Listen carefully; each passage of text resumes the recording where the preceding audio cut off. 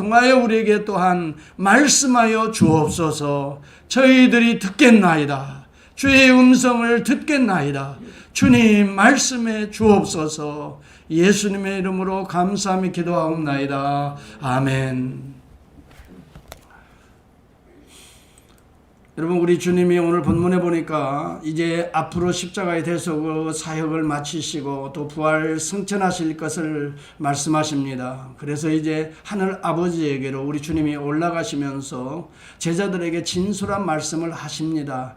두 가지인데요. 첫째는 세상의 미움과 핍박을 너희들이 받게 될 것이다. 너희들을 사실 핍박하는 것이 아니라 너희 속에 계신 바로 나를 핍박할 것이다. 그러므로 이러한 때를 맞을 때에는 너희들이 두려워하거나 염려하거나 당황하지 말고 오히려 담대하게 죄 성령을 의지해서, 이제 앞으로 보혜사 성령을 보내실 터인데 의지해서 이겨야 된다. 미리 우리 주님은 경고의 메시지로 또 준비, 대비의 차원에서 말씀해 주고 계십니다. 그래서 오늘의 본문은 보혜사 성령님이 너희 가운데 오셔서 너희를 도와줄 것이다. 너희를 진리 가운데 인도해 주실 것이다. 이야기해 주고 있습니다. 우리 주님이 어떻게 우리를 진리 가운데로, 그리스도 가운데로, 생명 가운데로 인도하시나, 오늘 여기 세 가지의 원리를 우리 주님이 소개해 주고 있습니다. 첫째는 죄에 대해서 책망하심으로 인하여 그리스도를 바라보게 하신다고 하는 것입니다.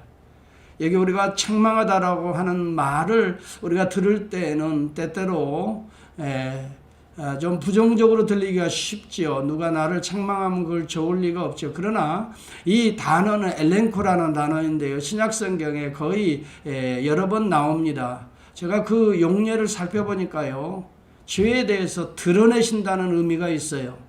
죄의 실체가 무엇인가, 정체가 무엇인가를 드러낸다. 그래서 우리로 하여금 죄의 실체를 보고 깨닫게 한다라는 의미가 있고요. 그래서 우리로 하여금 그 가던 길을 돌이키게 한다는, 회개를 촉구한다는 이 세 가지의 의미로 제가 요약해 볼 수가 있었어요. 성령님은 바로 하나님의 말씀을 통해서 우리의 죄의 실체를 드러내시는 것입니다. 오늘 이 땅에, 이 세상에 죄의 실체가 무엇인가를 적나라하게 우리 성령님은 드러내시는 것입니다.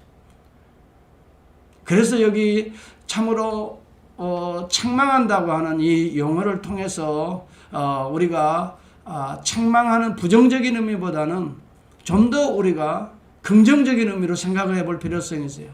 죄를 바르게 드러내시고 죄의 실체의 결과가 우리 가운데 어떻게 일어나고 이 세상 가운데 어떻게 일어나는가를 밝히 증거하시면서 우리로 하여금 죄로부터, 세상으로부터 자꾸 주님으로 인도하시는 것, 이것을 성령이 주된 사역으로 행하신다 하는 것입니다. 그래서 우리로 하여금 죄의 종로로 타지 못하게 하시는 것. 죄에 빠져서 우리가 좌절과 낭만과 절망으로, 사망으로 빠지지 못하게 하나님께서는 죄 성령을 통해서 우리 가운데 역사하시는 것이라는 말이에요. 왜 이 일을 가장 제일 먼저, 제일 중요하게 먼저 하시는가? 여러분, 이 세상의 모든 문제를 어떻게 접근하시냐면 하나님은 죄의 문제로 접근하시고 계시다는 걸 알게 되는 것이죠. 우리는 윤리적으로, 도덕적으로 이 문제들을 접근해서 어떤 의를 추구하려고 합니다만, 그러나 우리 하나님께서는 성령을 통해서 근본의 문제는 인간의 타락한 마음에서부터 올라오는 죄악의 문제라는 것을 우리 주님은 그런 차원에서 접근하고 계시는 거예요. 일시적인 처방이 아니에요. 그러므로 근본적인 처방이라고 볼 수 있겠죠. 그래서 성령은 우리 가운데 근본적인 처방을 원하시는 사역을 행하신다는 거죠. 그러면 근본적인 처방이 무엇일까요? 여기 오늘 주님은 말씀합니다. 죄에 대하여서라 하면 너희가 나를 믿지 아니하며 하나님을 배제해 버리는 것이 죄의 근본적인 문제라고 하는 것을 지적하는 것입니다. 이 세상의 모든 삶의 현장에서 하나님을 배제해 버리는 것, 하나님의 형상으로 오신 그리스도를 배제해 버리는 것, 전혀 생각하지 않고 문제를 접근하는 것, 이것을 죄라고 말하고 있는 것입니다. 좀 더 보면 근원적인 죄인 것입니다. 본질적인 접근인 것입니다. 하나님을 떠나는 것이 우리는 죄인 것입니다. 하나님의 형상으로 오신 주님을 영접하지 않는 것, 주님을 배척하는 것, 주님의 말씀을 의존하지 않는 것, 하나님의 말씀대로 순종하지 않고 자기의 생각대로 세상적인 상식대로 나아가는 것, 이것을 우리는 근본적인 죄라고 지적하지 않을 수가 없습니다. 요한복음 1장에는 이 부분에 대해서 분명하게 이야기합니다. 참빛 곧 세상에 와서 각 사람에게 비치는 빛이 있었나니 그가 세상에 계셨으며 세상은 그로 말미암아 지은 바 되었으되 세상이 그를 알지 못하였고 자기 땅에 오매 자기 백성이 영접하지 아니하였다라고 말. 이것을 근본적인 죄라고 지적하고 있는 것입니다. 빛으로 오신 그리스도를 거부하는 것이 어둠인 것입니다. 어둠은 죄인 것입니다. 혼란이지요. 결국은 부닥치고 사망의 길을 케이오스를 맞을 수밖에 없는 것입니다. 혼란을 감당할 수가 없습니다. 그래서 죽음의 길로 나아가는 것입니다. 얼마 전에 우리가 참 안타까운 소식을 들었잖아요. 서울시장으로 재직했던 분이 그만 이 부끄러운 일에 연루가 되었는지 여하튼 실체는 아직 잘 드러나지 않고 있지만은 스스로 목숨을 참으로 끊어버리니 안타까운 일이 발생해. 이분만이 아니죠. 유명한 정치인들이나 연예인들, 사업가들 가운데에서도 우리는 종종 이런 모습을 보잖아요. 천하보다 귀한 생명들 안에 정말 그 한 분 한 분들이 얼마나 소중한 우리 시대의 자산들입니까? 참 귀한 분들인데 어떻게 그렇게 막다른 골목에서는 어찌할 수가 없습니까? 자기의 목숨으로 모든 것을 끝내버리고 마는 이 너무 아쉬운 인생의 마지막 대목을 우리는 보고 있지 않습니까? 여러분, 사람이란 실수할 수도 있겠지요. 어려움을 만날 수도 있지요. 피할 수 없는 것이 그런 부분들 아니겠어요? 그런데 이러한 실수에도 불구하고 돌아올 의지할 품이 있었다면 하는 아쉬움이죠. 막다른 골목에서도 피할 길이 있었다면, 여러분, 죄의 길에 가다가도 여러분 우리는 언제든지 피할 품이 있다고 하는 사실이 얼마나 감사하죠. 우리가 행위에 실수하다가도 우리는 피할 품이 있다는 거예요. 그 품은 그리스도의 십자가의 품이에요. 우리는 언제든지 주님의 십자가 앞에 돌아와 우리의 참 그릇된 것들, 우리의 허물진 것들을 언제든지 씻어 정결하게 될 수 있는, 돌아와 씻을 수 있는 이러한 거룩한 품이 있다고 하는 것이 얼마나 감사한 일인지 알 수가 없어요. 우리 주님 앞에 돌아오는 자들은 우리 주님은 보혈로 씻어주시는 것입니다. 아버지는 언제나 새 옷을 입혀주시고 금가락지를 우리에게 끼워주시는 분이십니다. 성령이 바로 이러한 일들을 주도하신다 하는 것을 오늘 우리 주님은 말씀하고 계시는 것입니다. 죄에 대해 책망한다고 하는 말은 바로 죄의 실체를 드러내 보여주시고 죄의 그 실체의 결과의 모습들을 드러내시고 이러한 것들로부터 그리스도에게 돌아오게 하시는 것. 여러분, 이것을 우리 주님은 바로 성령이 이제 오셔서 우리 가운데 역사하셔서 죄에 대해 세상을 책망하신다라고 하는 의미로 표현했던 것이에요. 제가 언젠가 좀 오래되었습니다만 우리 노예를 비롯해서 우리 남가주에 있는 4개 노예 연합수련회가 팜스프링에서 있었어요. 제가 거기에 참여해서 은혜를 받았는데 그 당시에 교육의 전문가죠. 현용수 교수가 오셔서 참 특강을 며칠간 했어요. 그분이 한 주제는 유대인의 토라 교육이에요. 유대인들이 어떻게 교육을 시키길래 이렇게 세계적으로 참 뭐라고 할까 영향력 있는 그런 삶을 살아가는지 거기에 대해서 자신이 이제 그동안 연구하고 또 그것으로 학위도 받고 또 책도 많이 펴낸 그분이지요. 그래서 그분이 직접 오셔서 우리 목사님들 강의를 했는데요. 참으로 도전적인 이야기도 제가 많이 들었죠. 그동안에 제가 깨닫지 못하던 것도 많이 깨달았어요. 세계의 그 어느 민족보다도 유대인들이 세대 간의 세대 차이가 없다라고 말해요. 이 세속 문화를 이렇게 참 차단하고 토라 교육을 통해서 철저하게 정말 윤리적으로 깨끗하게 살아보려고 많이 애쓰는 그런 모습을 그 교육에서 찾고 있는 거죠. 그렇지만 여러분, 우리가 알아야 될 것이 유대인들의 교육은 철저하게 율법 교육인 것이에요. 인간의 선한 행위에 초점을 맞추고 있다는 것을 염두에 둬야 돼요. 그래서 어떤 면에서 보면 다른 여타의 교육보다도 윤리적일 수가 있어요. 상당히 강력할 수가 있어요. 인간의 의지에 호소할 때 강력하거든요. 그런데 여기에서 신약의 그리스도를 배제하고 있다는 거예요. 아무리 윤리적으로 경건해도 신약의 예수 그리스도를 배제한 구약의 교육은 윤리는 있지만은 윤리가 주는 강력한 어떤 모멘텀은 있어요. 그러나 참된 진리는 없다는 것이 바로 오늘 유대교육의 허점인 것이에요. 여러분, 죄사함의 모형 제사제도는 있어요. 정결례는 있어요. 어떻게 윤리적으로 이 세상에 살아야 될 사회법은 있어요. 십계명이 존재합니다. 그러나 이 모든 계명과 이 모든 제사의 실체 되신 예수 그리스도의 이 십자가의 대속과 부활의 영생의 진리는 유대교육에는 없는 겁니다. 그래서 오늘날까지 유대인들이 과학계나 경제계나 교육계나 연예계 등에서 많은 활동을 하고 영향력을 미치고 있습니다. 그래서 이 생에 자랑은 되고 있지만 그들이 주장하는 구원은 허상에 불과한 것이, 온전한 구원, 영생은 그리스도 외에 없는 것입니다. 그래서 우리 주님이 바리새인들에게 그런 이야기를 합니다. 요한복음 5장 39절에 보면 너희가 성경에서 영생을 얻는 줄 생각하고 성경을 연구하고 상고하거니와, 그렇게 이야기합니다. 그때 당시에 여러분, 성경은 토라인 것입니다. 구약 성경이지요. 예수님 당시에 그들이 붙들고 율법을 강력하게, 회당 교육을 얼마나 철저하게 시키고 랍비 교육을 얼마나 철저하게 시키고 있습니까?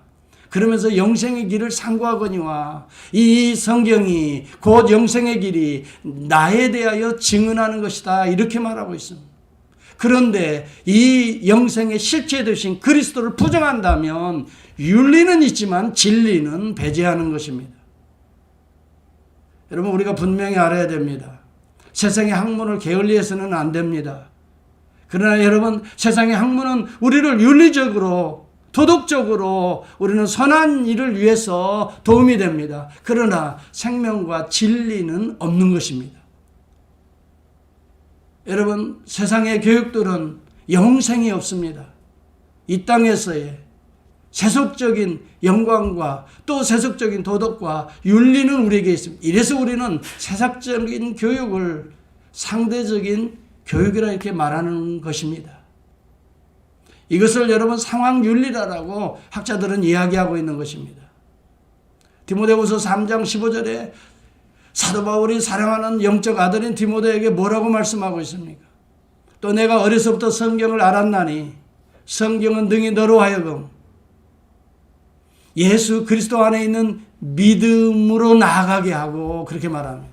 여러분, 구약의 성경을 계속해서 묵상하고 또 구약의 성경을 통해서 여러 인물들을 연구하고 또 영생의 길을 찾는 이 놀라운 것은 곧 예수 그리스도 안에 있는 믿음으로 나아가게 만든다고 하는 것을 사도 바울이 성경을 많이 배운 어려서부터 축적해 오는 디모데에게 하는 이야기입니다.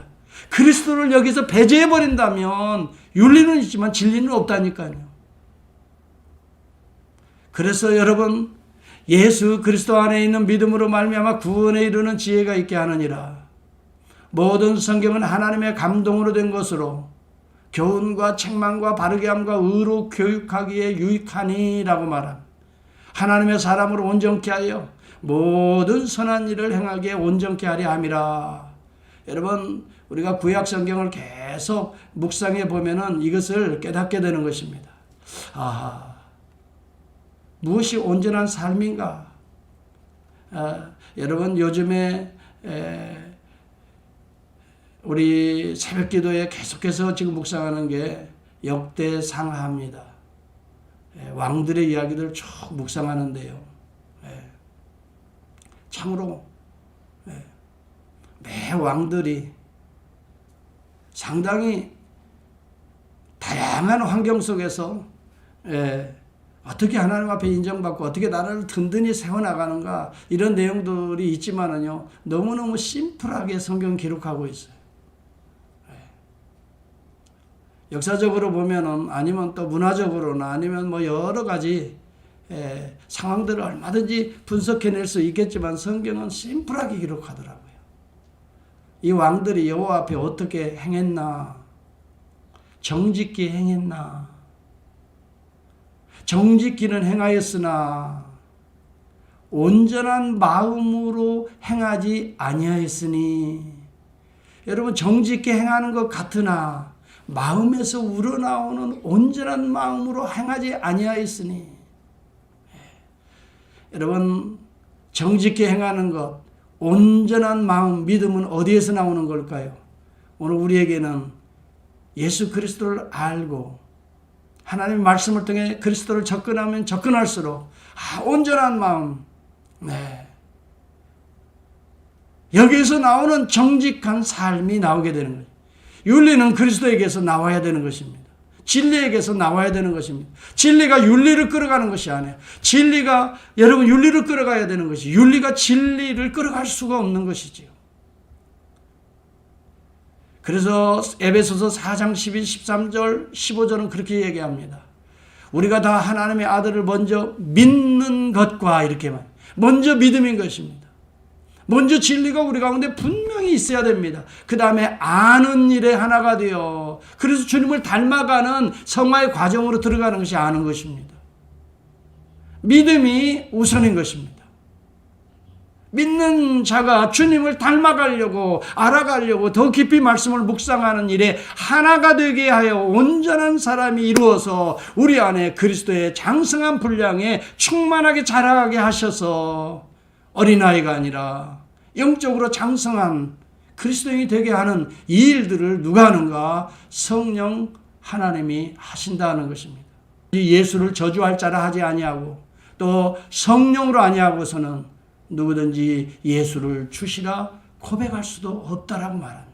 성령이 우리 안에, 우리가 죄가 무엇인가를 알게 하고, 그리고 죄된 인간이 궁극적으로 누구를 바라봐야 되는가? 그리스도를 바라보게 하시는, 그리스도를 믿게 하시는, 그래서 돌아오게 하는 것, 이 일들을 성령이 하고 계시는 것이다.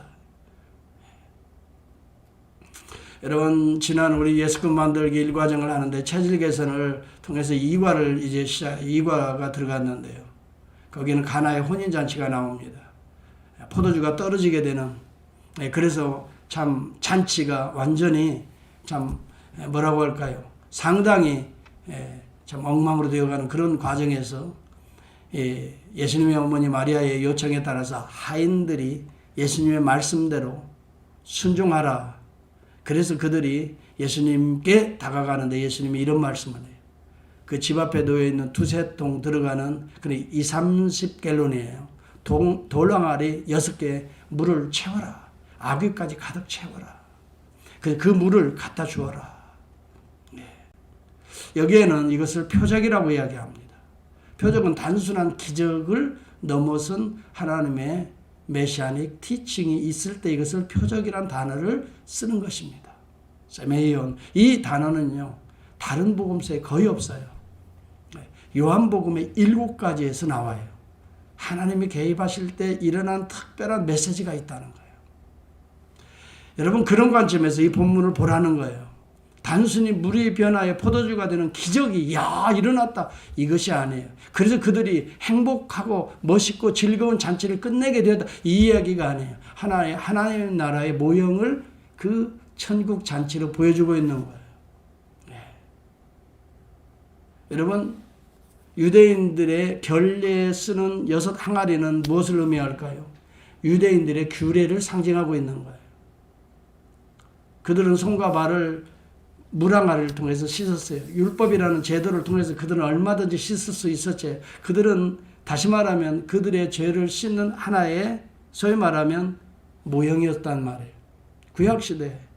그러나 그것이 우리 주님이 말씀하시는 말씀의 물로 채워지는 거예요. 이런 것들을 보게 하시는 거예요. 그리고 그것을 갖다 주면 변화의 역사가 일어난다는 거예요. 우리 주님이 이미 그런 얘기를 했어요. 내가 일러준 말로 너희들이 깨끗하게 했으니, 여러분, 우리를 진짜 씻을 수 있는 것은 그리스도의 말씀인 거예요. 말씀을 통해서 우리의 죄를 깨닫고 그리스도의 십자가의 보혈을 의지하여 회개의 길로 인도하게 하고, 그리고 우리를 다시 정결하게 만들어가는 이런 역사. 여러분, 이것이 우리 주의 말씀을 통해서 이루어진다는 거예요. 그러므로 내 안에 거하라는 말은 내 말씀 안에 거하라는 말. 나도 말씀을 통해 너희 안에 거할 것이다 라고 말합니다. 이미 목욕한 자는 발밖에 씻을 필요가 없느니라 라고 말합니다. 여러분, 이것은 무엇을 의미할까요? 이미 예수를 믿은 자들은 계속해서 그래도 발은 씻어야 될 필요성을 이야기해주고 있는. 왜 하나님의 말씀이 주님이 오실 때까지 필요할까요? 매번 우리를 씻는, 우리를 정결케 하는, 그리스도에게 인도하는, 그래서 보혈로 또 씻고 회개하게 하시는 성령의 엄청난 통로가 되기 때문에 이 말씀이 절대적으로 우리에게 필요하다 이 말이에요. 여러분, 저희 집에 베란다에 여러 화분들이 좀 있어요. 이 교회 정문 앞에도 이 비파나무가 있죠. 물을 안 주니까요. 어떻게 되나요? 그냥 어느 날 보니까 잎사귀가 쭉 쳐져 있는 거예요. 거의 누렇게 변하는 거예요. 그래서 아이고, 물을 줘야 되겠네. 요즘 날씨가 좀 더웠잖아요. 호스를 대고 물을 계속 주니까요. 금세 언제 그러냐는 듯이 이파리가 벌써 달라요. 파라파라. 하늘을 향해 쫙 또 올라와요. 여러분, 우리 인생도 마찬가지예요. 우리가 지치고 우리가 시들어서 자꾸 땅을 향해서 점점 처지는 때가 있어요.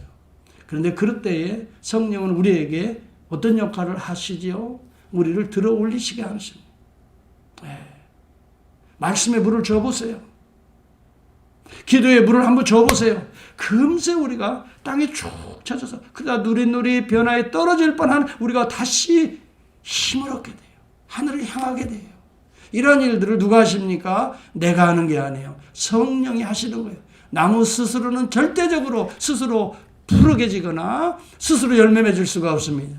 이것이 땅에 박혀야 되고, 특히 시냇가에 물줄기와 닿아야 되는 것입니다. 여러분, 닿지 아니하고 물가에 심겨진 나무가 되지 아니하면 언젠가는 어떻게 시들어버릴 수밖에 없죠. 여러분, 우리의 믿음의 심령의 뿌리가 예수 그리스도의 말씀 앞에 쫙 닿아서 예수가 말씀이 우리에게 주시는 그 놀라운 진액들을 우리가 받아서 우리의 이파리가 바뀌어지고요. 우리 안에 때가 되면 모든 환난을 이기고 그 다음에 열매의 그 절기가 가을철이 되면 오지 않겠습니까? 열매 맺는 것이 여러분 나무 스스로가 절대 맺어질 수가 없어요. 나무의 뿌리가 어디에 뿌리를 데리고 있느냐, 이게 대단히 중요한 이야기입니다. 여러분, 성령은 오늘도 우리로 하여금 죄의 실체를 말씀을 통해 적나라하게 드러내시는 일을 합니다. 그래서 여러분, 말씀을 열을 때마다 우리는 내 모습을 보는 거 아닙니까? 아, 그렇지. 다윗을 통해서 내 연약한 모습을 보는 거 아니에요. 솔로몬을 통해서 나의 이 교만하고 헛된 허세의 모습을 보는 거 아니에요. 여러분, 말씀을 읽을 때 뭘 봅니까? 저는 그들이 보이는 게 아니에요. 말씀을 통해, 그들을 통해 내 자신을 거울처럼 비춰보는 거예요. 그래서 또 주님 앞에 보혈로 내 교만하고 헛된 것들을 또 씻고 또 씻고 또 씻고 정결하게 씻을 때마다 우리는 어때요? 우리의 몸이 가뿐하잖아요. 생기가 일어나잖아요. 그렇죠? 다시 힘을 얻잖아요. 잎사귀가 시들시들해서 죄 가운데 그냥 세상에 쭉 처진 우리들의 삶의 모습이 말씀을 붙들고 주님 앞에 엎드리는데요. 성령이 그런 일을 하게 하시잖아요. 그래서 날마다 어려운 환경은 여전히 있지만은 그런 가운데서도 우리는 범사에 감사하며 기뻐하며 하나님을 영화롭게 할 수 있는 진리의 걸음을 가게 하시는 것, 내 안에 거하시는 하나님의 영, 예수의 영, 성령, 보혜사가 하신다 이 말이에요. 그러면 우리는 우리 자신을 의지하는 것보다 하나님의 영, 거듭난 성도들은 철저하게 주의 영을 의지할 수밖에 없는 것이다. 의에 대하여 또 심판에 대하여 세상을 책망하시리라라고 말합니다. 의에 대해서라 하면 내가 아버지께로 가니, 이 말은 십자가와 부활과 승천을 함축하는 용어들입니다. 여러분, 의라고 하는 것은 우리의 죄가 십자가에서 씻어지고 예수 그리스도가 사망의 문을 여시는 부활 이후에 우리에게 전가되는 하나님의 의인 것입니다. 여러분, 우리에게는 그러한 의가 필요한 것입니다. 그럴 때에, 세상이 심판받을 때에, 심판으로부터 오늘 우리는 세상 임금이 심판받을 때 그 심판으로부터 우리는 구원의 영생의 하나님의 잔치에 참여하게 되는 놀라운 은혜를 덧입게 된다 이 말이에요. 이것을 미리 함축적으로 정말 이해할 수 없는 이야기 같은데 이 비밀을 우리 주님은 제자들에게 말씀하고 있는 거예요. 의에 대하여 세상을 책망하리라. 심판에 대하여 세상을 책망하리라. 이 세상 임금은 심판받았음이라. 예수 그리스도가 오심으로 인하여 이미 심판이 시작되었고 십자가와 부활을 인하여 이미 심판을 받았고, 여러분, 오늘 우리에게 임할 성령은 오늘 이 사실들을 깨닫게 하시고 알게 하시고 믿게 하신다 이 말입니다. 여러분, 인간의 의를 의지하지 마시기 바랍니다. 이 의는 하나님의 의인 것입니다. 아버지께로 가서 우리에게 보내실 칭의를 말하는 것입니다. 하나님의 의가 우리에게 필요한 것이지 사람의 의가 필요한 것이 아닙니다. 여러분, 이 땅에 살면서 우리에게 필요한 것은 사람의 의, 도덕적인 의, 윤리적인 의가 아닙니다. 물론 그러한 의도 필요하지요. 그러나 더 넘어서 궁극적인 하나님의 의가 우리에게 필요해요.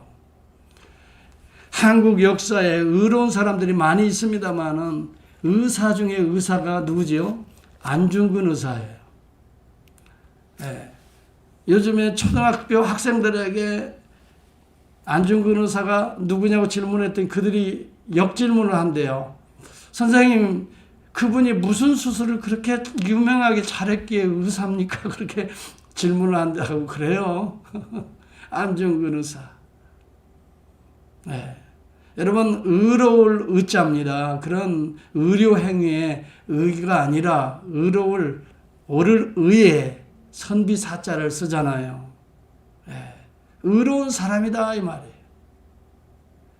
네. 한국이 식민지, 일본의 식민지화 됐을 때에 하얼빈역에서 정계의 원년 이토 히로부미를 사제폭탄을 통해서 암살하면서 천하의 이 독립에 정말 씨앗을 뿌렸던, 참 우리 민족으로 봐서는 어떤 분이지요? 정말 의사지요. 그렇지만 안중근 의사는 체포되어서 일본의 감옥에서 고문받다가 결국은 살해되잖아요. 사형의 언도를 받잖아요. 일본의 입장에서는 그는 테러리스트죠. 이처럼 이 세상의 의라고 하는 것, 윤리라고 하는 것은 어느 관점에서 보느냐에 따라서 완전히 해석들이 달라지고 내용이 달라지고 있는 거예요. 이 세상의 절대적인 의는 하나님 외에는 없는 겁니다. 의로운 행위를 했다고, 도덕적으로 좀 선하다고 한다 하더라도 비교적인 상대적인 의일 뿐인 것입니다. 죄로부터 씻을 수 있는, 그러므로 하나님의 의에 접근할 수 있는 의는 인간에게는 없다는 것입니다. 성경을 우리에게 분명하게 이야기합니다. 이 의를 성령이 알게 하시는 것입니다.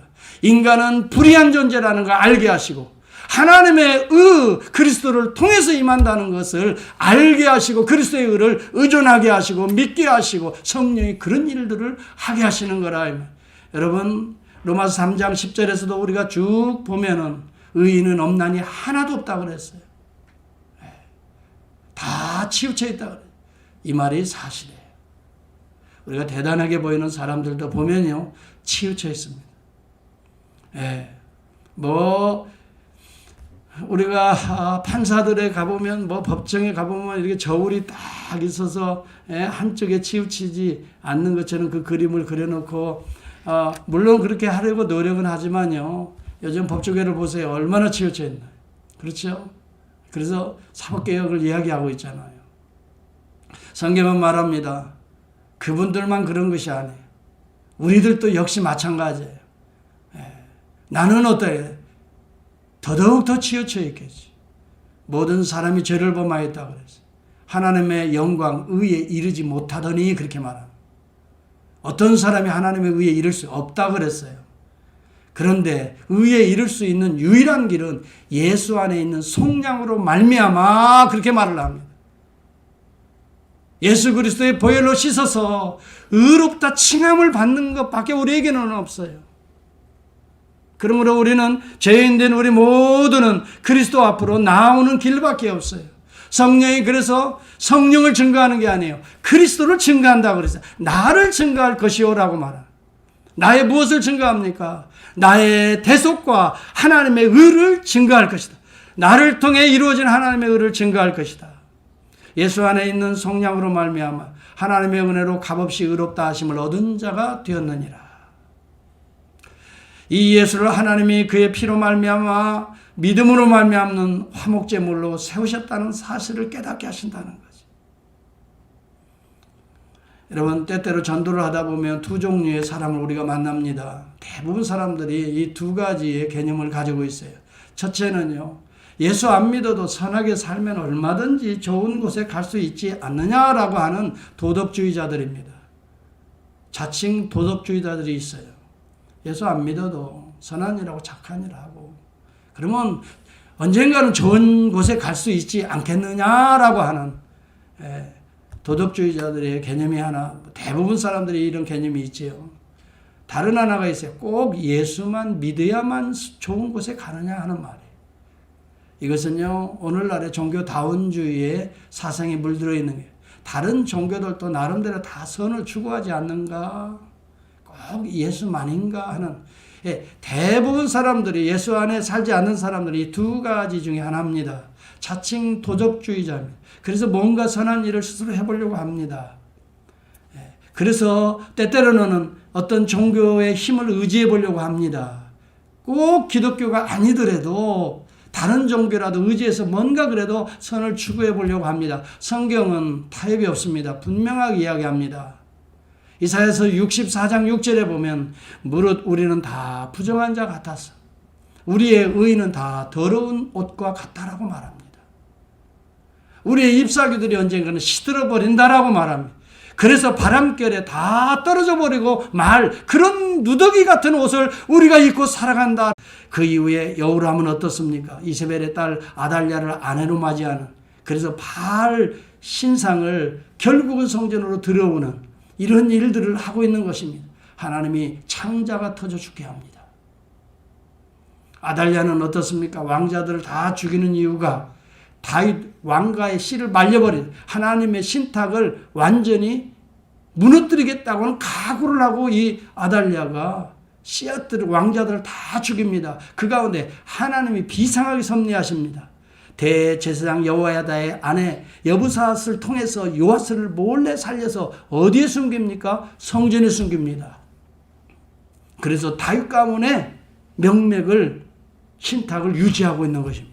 그래서 그가 7세에 여호야다가 개혁을 일으킵니다. 요시야를 왕으로 세웁니다. 여호야다가 옆에 대제사장이 있을 때에는 그는 선정을 베풉니다. 그러나 여호야다가 죽고 나자마자 어떻게 됩니까?